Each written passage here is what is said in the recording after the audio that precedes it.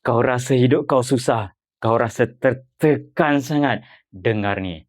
Dalam hadis sahih Muslim dari Anas bin Malik, dia kata Rasulullah SAW bersabda, maksudnya, nanti orang yang paling kaya di dunia yang merupakan penghuni neraka akan didatangkan pada hari kiamat.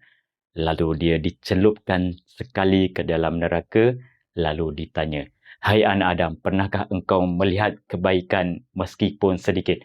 Pernahkah engkau merasakan kenikmatan meskipun sedikit?"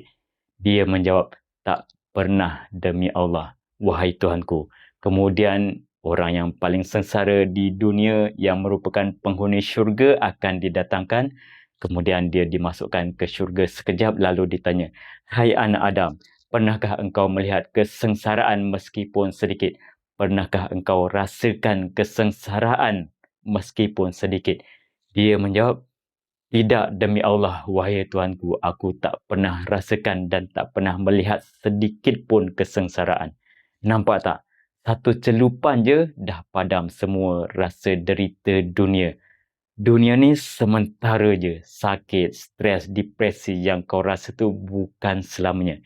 Kalau kau sedar, kau sabar, jaga iman, tak putus asa dengan Allah, satu celupan di syurga nanti, semua luka hati kau akan hilang.